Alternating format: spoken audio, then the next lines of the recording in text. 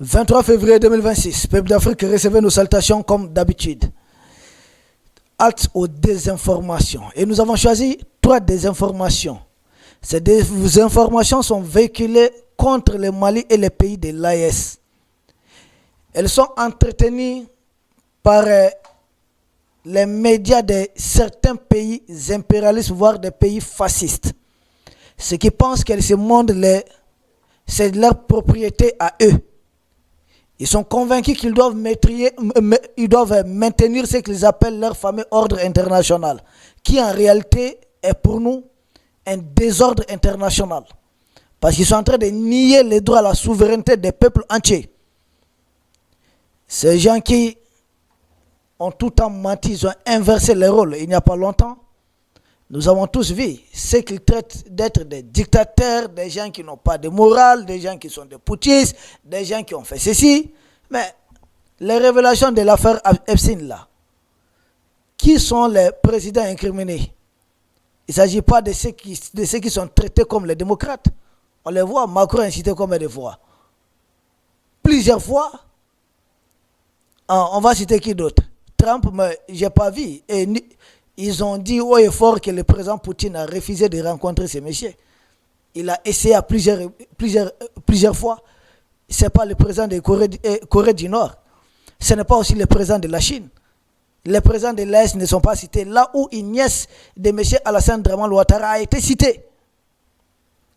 Rien ne s'est passé. Et grave encore, on dit, le procureur de M. Draman essaie d'intimider.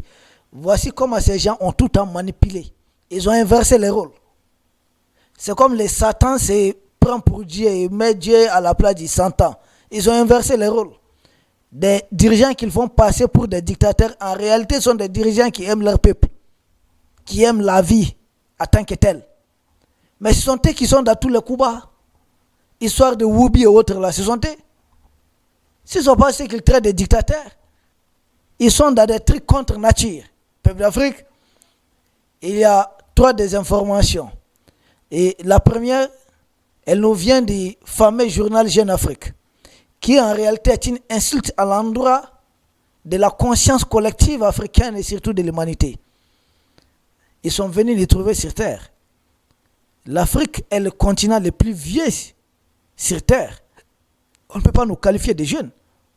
C'est juste essayer de rendre monnaie ou en tout cas de donner crédit à une thèse dépassée, fallacieuse, qui fait passer la colonisation pour une mission civilisatrice. Parce que ils ont tout le temps dit que la colonisation, ils étaient venus nous civiliser. Nous, on était déjà bien civilisés avant eux. Nous avons la plus vieille civilisation sur Terre. La colonisation, c'est la barbarie. C'est de la sauvagerie. C'est du crime contre l'humanité. Ce qui a été fait durant ce qu'ils ont appelé la colonisation, il ne faudrait pas voir. Peut-être, heureusement ou malheureusement, à cette époque, on n'avait pas les caméras comme aujourd'hui. C'est des trucs insoutenables. On parle de Gaza. Gaza n'est rien à côté des crimes coloniaux. Et bizarrement, ils n'ont jamais répondu de leurs actes. Et les mêmes continuent à coloniser d'autres peuples africains, même qui se trouvent au-delà du continent africain. Permettez-nous de saluer les peuples qui se trouvent dans ce qu'ils appellent les Antilles, qui sont en réalité des peuples d'origine africaine. Ça doit cesser. Et c'est en violation de la résolution 1514 des Nations Unies, de l'ONU, et qui se font passer pour des gens qui respectent les droits internationaux. La résolution 1514 du 14 décembre 1960 de l'ONU, de l'Assemblée générale de l'ONU, exige de mettre fin à la colonisation. Mais à présent, il y a beaucoup de pays qui ne sont pas encore indépendants. Peuple d'Afrique, Jeune Afrique, dans sa désinformation, dit que la présence russe, la collaboration avec la Russie a coûté au Mali. J'ai dit, êtes-vous des Maliens? Depuis quand vous parlez à la place des Maliens? C'est parce que les dirigeants de l'AES ont refusé à Jeune Afrique quelque chose, parce qu'ils ont eu à demander. Nous avons dit, nous n'allons rien donner. Merci à son Excellence, le capitaine Ibrahim Traoré, pour ça. Peuple d'Afrique, Jeune Afrique dit que la coopération avec la Russie a coûté au Mali. J'ai dit, il s'agit de quel Mali? Ou bien si il y a un Mali peut-être qui se trouve au niveau de la DGC, un autre Mali que nous ne connaissons pas. Sinon, si c'est notre Mali, le Mali dans lequel nous vivons, le Mali qui est présidé par son Excellence, le général Assimi Goïta, la coopération avec la Russie nous a permis d'être bien équipés avec des avions de combat, avec des hélicoptères de combat, avions de transport de troupes, hélicos de transport de troupes. Ça nous a permis la coopération avec les Russes. C'est des renseignements de qualité. Et la dernière preuve en date, ce sont les révélations des SVR, les services de renseignement extérieurs de la Fédération de Russie, qui ont dit que la jeune Française avait approuvé un plan pour venir à bout physiquement des dirigeants hostiles à leur politique néocolonialiste contre l'Afrique.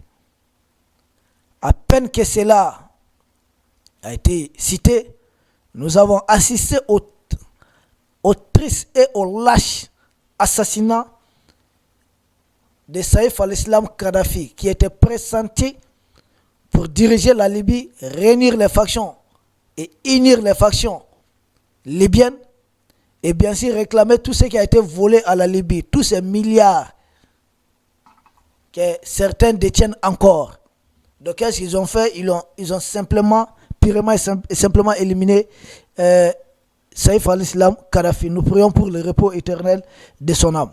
Nous disons à Jeune Afrique et à ceux qui sont derrière ces médias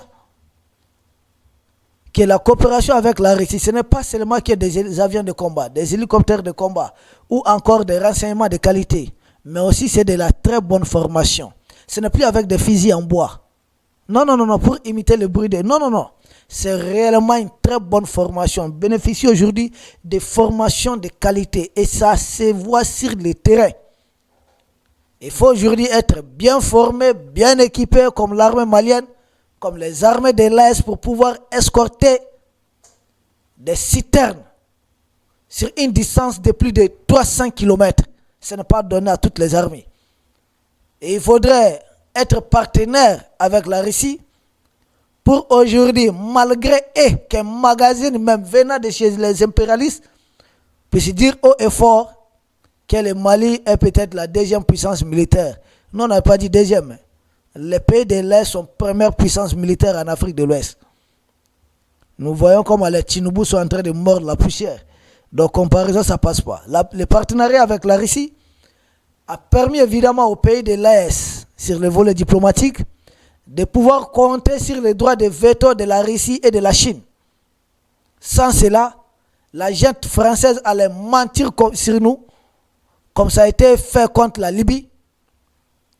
Ils ont dit, ah non, il veut faire ça à son peuple et autres là, donc il faudrait relever un mandat. Et le mandat en question, c'était les droits d'exclusion aérienne. Ils ont transformé ça en quoi? Armée des terreaux. Belhadj, le chef d'Al-Qaïda. La jeune française l'a armée. C'est devenu quoi? Ils sont même allés jusqu'à assassiner non seulement une bonne partie de la famille Kadhafi, des civils libyens, mais assassiner même les guides de la Libye. C'est des manipulateurs, des menteurs faits. Et grâce aux veto russes et chinois, on a pu empêcher ça. Ils ont tout fait pour maintenir des forces qui allaient continuer de nous déstabiliser de l'intérieur. Nous avons fait dégager beaucoup de ces forces, et parmi lesquelles Barkhane lui-même, Takuba, Eitem, et ensuite l'autre là c'est quoi? MINUSMA.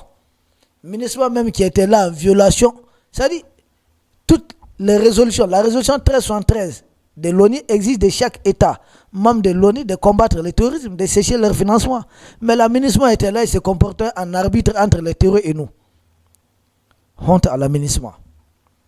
Peuple Afrique, la coopération avec la Russie, c'est aussi le volet nucléaire. Nous sommes en train de nous former là-dessus. Deuxième désinformation. Cette fois-ci, ça nous vient du journal Le Monde. Qui dit quoi?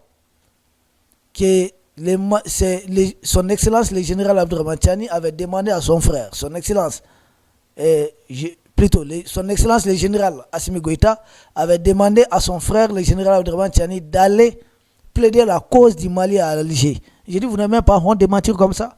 Ce journal appartient à un milliardaire français. Des gens qui veulent s'enrichir, comme l'a dit Emmanuel Macron, qu'ils viennent en Afrique, s'ils ont faim, qu'ils viennent bouffer jusqu'à être rassasiés. Nous disons ça suffit. Nous ne sommes pas à manger. Et Xavier Niel et autres, en fait, c'est une désinformation. Et pourquoi?